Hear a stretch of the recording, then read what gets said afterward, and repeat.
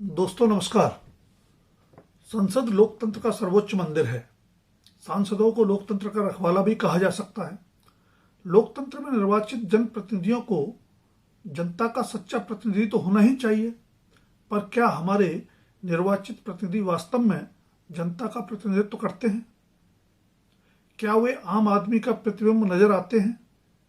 दुनिया के सबसे बड़े लोकतंत्र भारत की संसद में बाहुबल और धनबल की बढ़ती धमक से तो ऐसा नहीं लगता। राज्यसभा को संसद का उच्च सदन कहा जाता है, लेकिन वहां भी धनबल और बाहुबल का दबदबा साफ नजर आता है।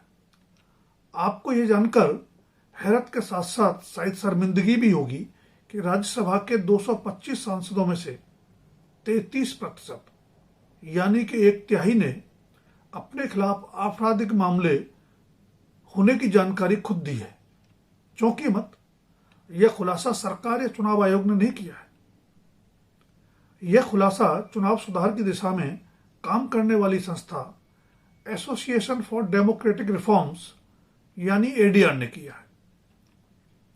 खुद इन सांसदों द्वारा चुनाव के समय नामांकन पत्र के साथ दाखिल हलफनामों का विश्लेषण बताता है कि आपराधिक दामन वाले इन 33% माननीयों में से 18% ने तो अपने विरुद्ध गंभीर आपराधिक मामले घोषित किए हैं।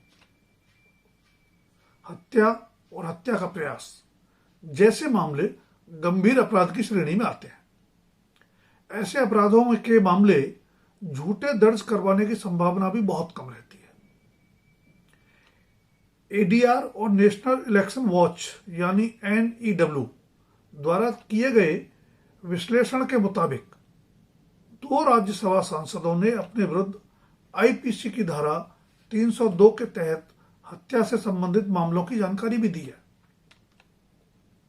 इस विश्लेषण के मुताबिक 225 सांसदों में से 75 यानी 33% ने अपने विरुद्ध आपराधिक मामले दर्ज होने तथा 40 यानी कि 18% ने गंभीर आपराधिक मामले दर्ज होने की जानकारी हलफनामों में दी है।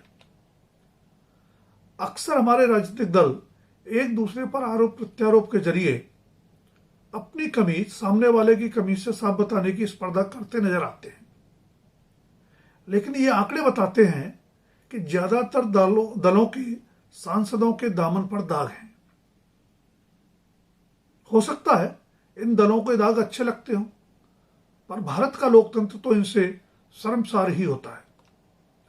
10 साल से केंद्र में सत्तारूढ़ भाजपा के कुल 90 राज्यसभा सांसदों में से 23% के खिलाफ आपराधिक मामले दर्ज हैं, तो कांग्रेस के 28 सांसदों में से 50% के विरुद्ध आपराधिक मामले हैं।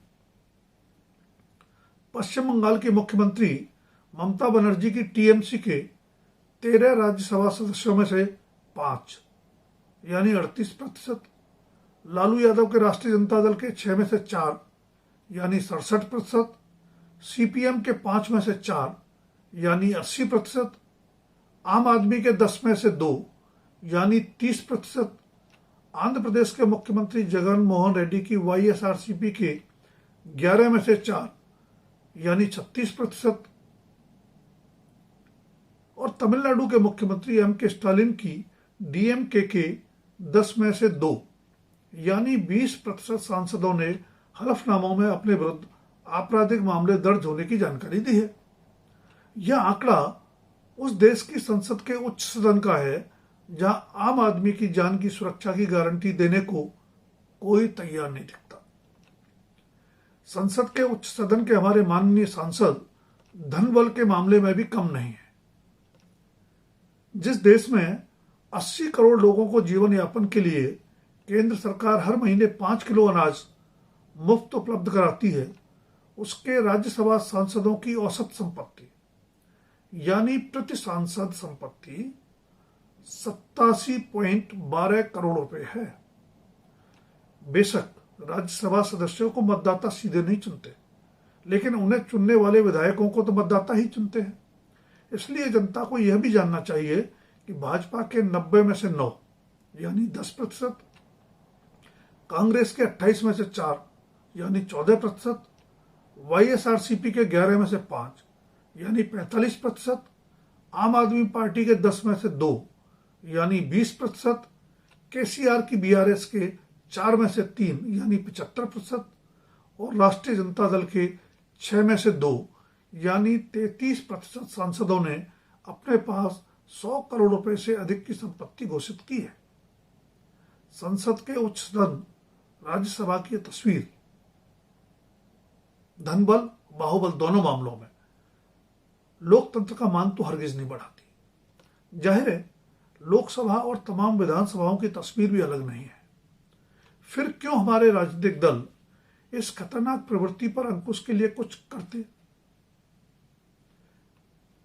क्या इसलिए कि इसे बढ़ावा देने वाले खुद ही हैं?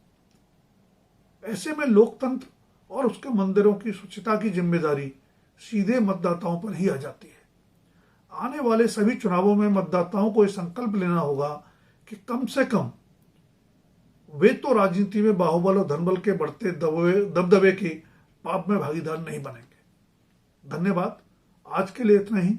जल्द फिर मिलेंगे किसी नए विषय के साथ।